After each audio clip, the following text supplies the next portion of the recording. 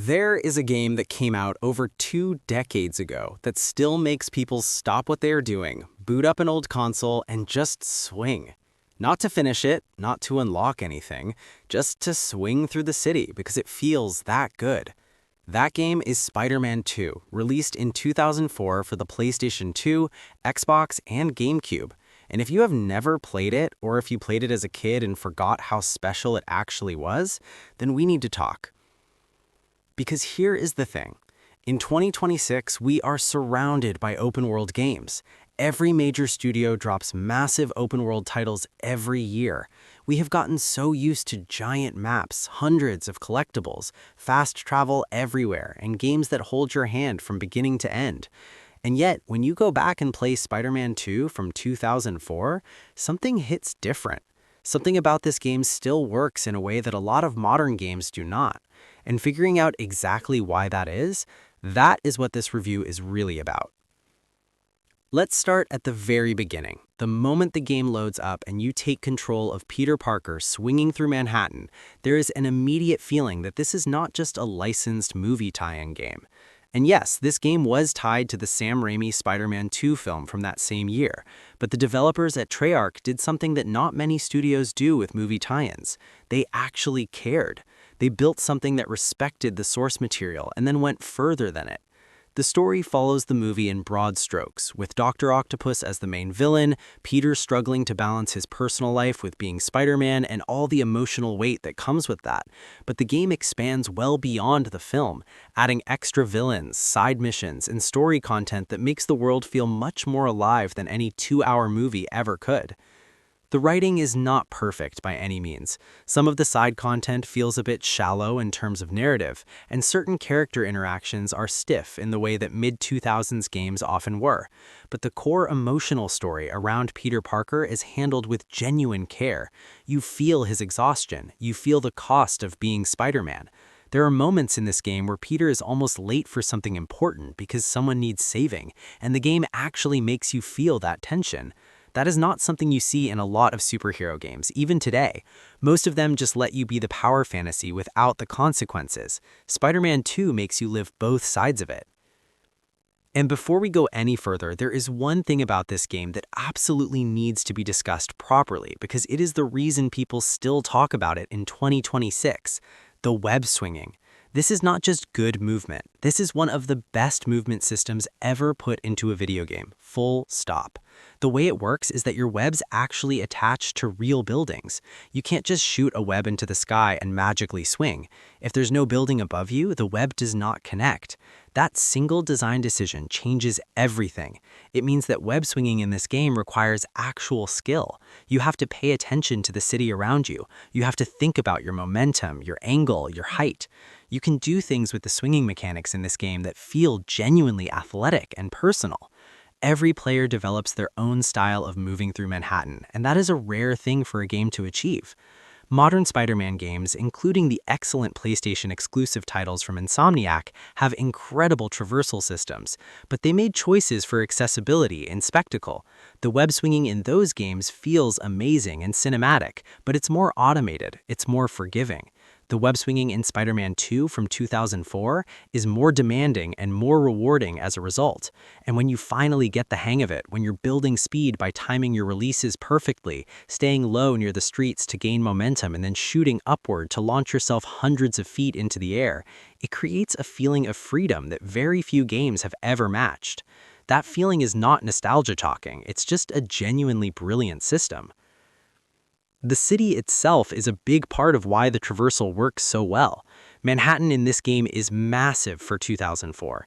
The scale of it was genuinely shocking when it launched, and even now it holds up better than you might expect.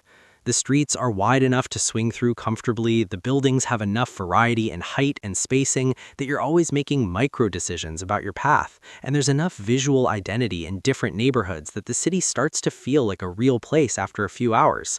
It's not photorealistic by 2026 standards, obviously. The textures are rough, the pedestrian animations are limited, and there is a noticeable pop-in if you're moving at high speed. But the layout and the design of the city as a playground for movement is still excellent. Now, here is where the review gets a little complicated, and this is something worth sticking around for because it goes against what a lot of people say about this game. The combat is not the strongest part of Spider-Man 2. It's functional, it's satisfying enough in short bursts. The basic punch, kick, and web-based combat covers the essentials. You can grab enemies with your webs, swing them into walls, pull them off ledges, or just beat them down in a street fight. Against regular thugs and criminals, this works perfectly fine. There's a progression system that lets you unlock new moves and upgrades over time using hero points, which you earn by completing missions and random crimes around the city. The more you play, the more powerful and fluid Peter feels in a fight. That loop works. But when the game puts you up against some of the bigger boss encounters, the cracks start to show. Some of the boss fights are genuinely great. The fights against Dr. Octopus are well-designed, intense, and feel appropriate for the story moments they're tied to. But other villains feel like the combat system was stretched beyond what it was designed for. Certain fights drag on longer than they should, and the camera can work against you in ways that feel frustrating rather than challenging. If you're the kind of player who values tight, deep combat systems, Spider-Man 2 will test your patience in a few spots. What saves the pacing is the open world itself. Between missions, Manhattan is constantly alive with things to do. Random crimes pop up throughout the city. Citizens call for help from rooftops. There are time trials, balloon retrieval missions for kids, stopping robberies, putting out fires, and a surprising amount of variety in the kind of situations you stumble into just by swinging around. Some of these side activities are more interesting than others. The balloon missions in particular became infamous for being tedious even back in 2004, but the density of optional content means that if you get frustrated with a mission, you can just drop into the city and do whatever feels good for a while. The sound design and music in this game deserve more credit than they typically get. The score, composed by Michael Muquiston and Lolita Ritminis, does exactly what a superhero game soundtrack should do. It swells at the right moments, pulls back during quiet story beats, and drives the energy during action sequences without ever feeling overwhelming. The voice acting is a strong point as well. Tobey Maguire did not reprise his role for the game, but the cast here does a convincing job across the board. Alfred Molina did return to voice Dr. Octopus, and his performance adds a layer of authenticity that grounds the whole experience. You believe this version of Otto Octavius as a tragic figure, not just a villain, and that's largely because of how Molina delivers the lines. The ambient sound of the city is something that might seem small but matters more than people realize. The honking of cars below you as you swing past, the distant sirens, the chatter of pedestrians, all of it builds into an audio backdrop that makes Manhattan feel genuinely inhabited. In 2026, we take this kind of environmental audio for granted, but in 2004, this level of care in building a living city soundscape was not common. Now, here's something that not everyone thinks about when reviewing this game, and it's worth really sitting with. Spider-Man 2 came out before the modern open-world formula became standardized. Games like Assassin's Creed and Far Cry 2, the titles that essentially created the template most open-world games follow today, came years later.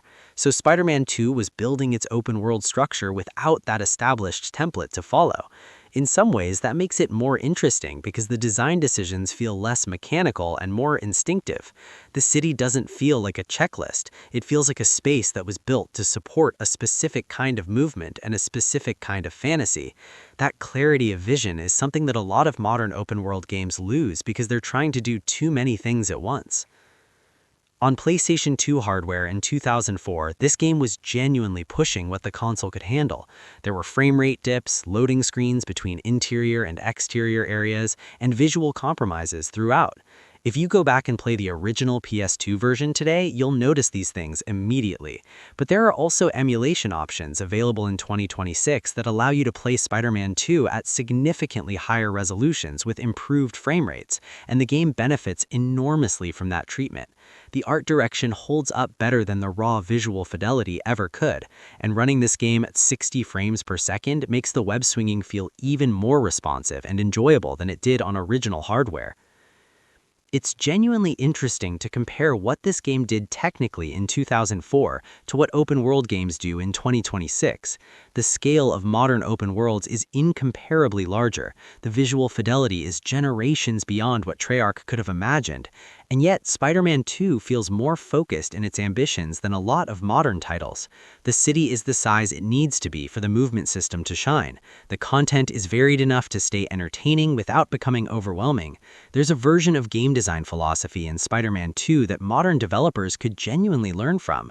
Bigger is not always better. More content doesn't always mean better content. Know what your game is and build everything around that core. The replayability of Spider-Man 2 is interesting to think about in this context. There's a full 100% completion path if you want it, and reaching that requires a significant time investment. But many players, even after all these years, don't come back to this game to complete it. They come back to swing. The traversal system is so enjoyable on its own terms that just moving through the city is a compelling reason to boot the game up. That's not a common quality.